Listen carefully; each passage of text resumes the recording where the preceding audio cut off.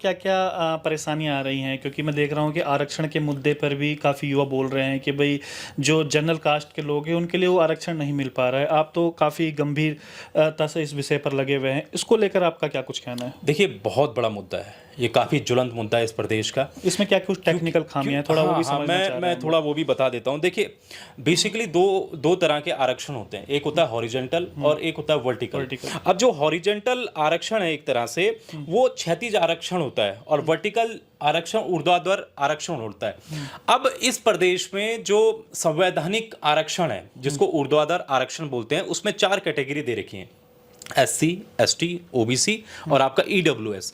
अब इन चारों कैटेगरी को मिलाकर टोटल जो आरक्षण होता है वो होता है 47%। अब जनरल के लिए कितने बच गए? 53%। मतलब 100 टोटल, अगर 100 देखेंगे आप तो 47% इनके लिए दिया गया है। लेकिन जो इसके अतिरिक्त एक और आरक्षण दिया जाता है वो होता है क्षैतिज आरक्षण।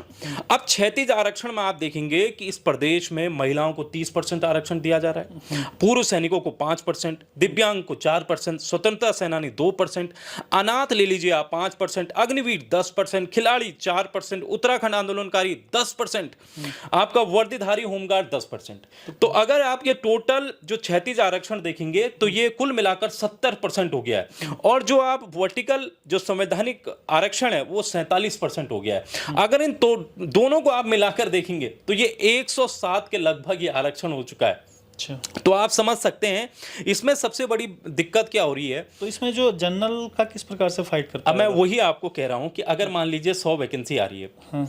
अब 100 वैकेंसी आ रही है तो उसमें आप जो है 19% जो आरक्षण होगा वो तो एससी में जाएगा ही जाएगा, आपका एसटी में 4% जाएगा, आपका ओबीसी में 14% जाएगा, आपका ईडब्ल्यूएस में 10% जाएगा। अब आप क्षैतिज आरक्षण में आ जाइए। क्षैतिज आरक्षण में वही 100 सीटों में से 30%, कुछ परसेंट जो है 30% कहाँ जाएगा? महिलाओं में जाएगा, पूर्व सैनिकों में जाएगा, दिव्यांगों में जाएगा। इसका सॉल्यूशन क्या है? आज जो दर्शक हमें देख रहे नहीं, होंगे सॉल्यूशन वो सॉल्यूशन की तरफ भी जाना चाह रहे हैं। हम ये चाहते हैं कि आने वाले समय में इस प्रदेश में क्षैतिज आरक्षण वोट बैंक की भेंट ना चढ़े। सबसे ज्यादा नुकसान तो जो जनरल छात्र हैं उनका होता है। जनरल के छात्र भी हैं और जो एक तरह से वर्टिकल जो संवैधानिक अधिकार वाले ST, SC, ST, उनसे भी सीटें काटी जा रही हैं।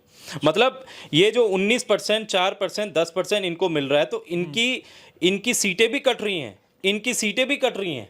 नेक्स्ट सवाल पे आते हैं। एक सिलेबस को लेकर बहुत सवाल आ रहे हैं कि